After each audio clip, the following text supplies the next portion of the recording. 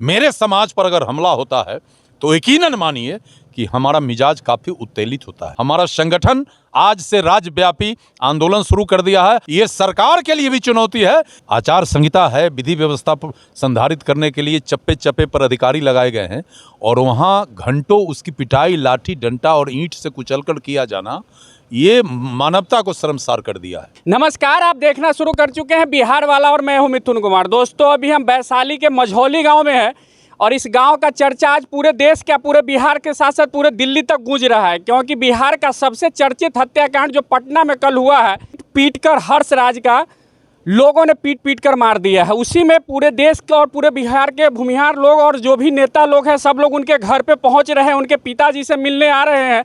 उसी में ये लोग भी आए हैं। बिहार सरकार के पूर्व मंत्री अजीत कुमार जी हैं, भूमिहार ब्राह्मण संगठन भी चलाते हैं, तो इनसे बातचीत करेंगे और ये भाजपा के नेता भी है। क्या कहेंगे सर? देखिए, हर्षराज का हत्या, निर्मम हत्या बेहद दुखद दुर्भाग्यपूर्ण है और उस घटना का जितना कंटेम्प्ट करना चाहिए वो भी कम होगा। और दिन के उजाले में अगर किसी सोशल वर्कर का हत्या होता है तो ये स्पष्ट है कि सरकार पर भी उंगली उठता है, प्रशासन पर भी उंगली उठता है। पटना यूनिवर्सिटी का उभरता हुआ ये छात्र नेता और हमारे समाज का बड़ा जुझारू और सामाजिक नौजवान हम सब के बीच से चला गया है। ये पूरे बिहार का हमारा समाज मर्माहत है, दुखी है और दुख तो इतना है कि हम शब्द में उसको बयान नहीं कर सकते हैं। और सरकार के लिए भी चुनौती है, शासन के लिए भी चुनौती है, पुलिस के लिए भी चुनौती है कि दिन के उजाले में पटना यूनिवर्सिटी और जैसे प्रतिष्ठित संस्थान और वहाँ पर लोकसभा का चुनाव, आचार संहिता है, विधि व्यवस्था पर संधारित करने के लिए चप्पे चप्पे पर अधिकारी लगाए गए हैं और वहाँ घंटों उसकी पिटाई लाठी डंडा और ईंट से कुचलकर किया जाना, ये मानवता को शर्मसार कर दिया है।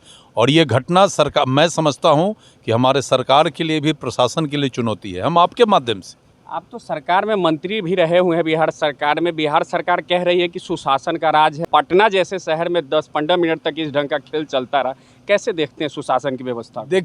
देखिए सरकार किसी का रहे, अपराधी अपराधी होता है। अपराधी का कोई न जाति है, न कोई उसका व्यवस्था है, न कोई सरकार है, वो अपराधी अपराधी होता है।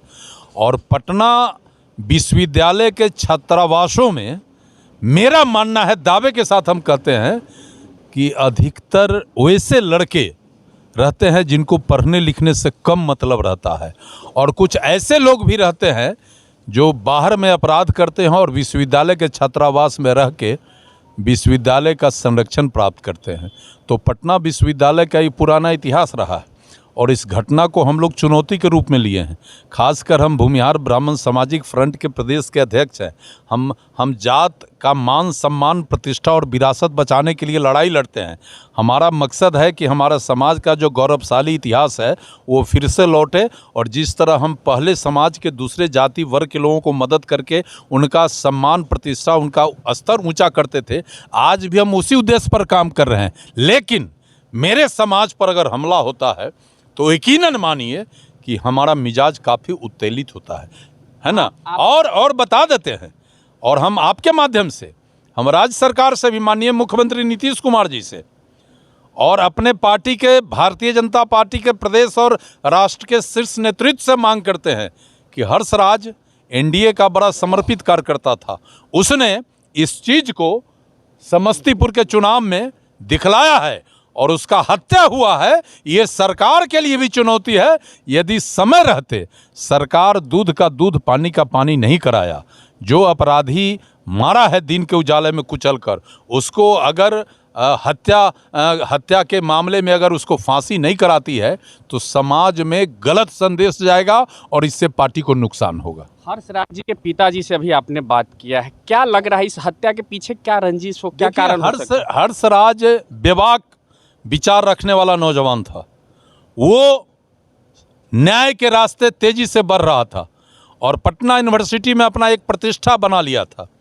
कुछ लोग जो गलत तत्व थे पटना यूनिवर्सिटी के, इसके बढ़ते हुए कदम से वो परेशान थे और एक सुनियोजित तरीके से जिस तरह से हत्या हुआ है और इकट्ठा होकर लाठी डंडा ईंटा से कूच कर मारा गया है। ये सुनियोजित तरीके से ये घटना घटित हुआ है।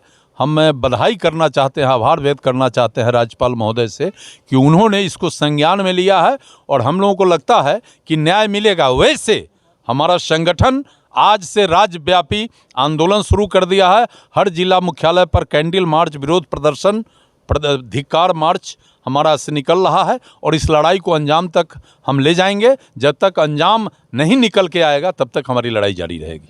तो चलिए, ये भूमिहार संगठन के नेता थे अजीत कुमार जी। आज इनके हर्ष राज जी के घर पे आए थे, इनके पिताजी से बातचीत किए और पूरा समाज एकदम इनके साथ इकट्ठा है और सब लोग कह रहे हैं कि जब तक उनको न्याय नहीं मिलेगा तब तक हम लोग उनके लिए लड़ते रहेंगे। चाहे वो लड़ना हो, चाहे पटना जाना हो, कहीं भी जाके लड़ना होगा, लेकिन हम समाज के लिए और हर्ष राज के लिए लड़ते रहेंगे।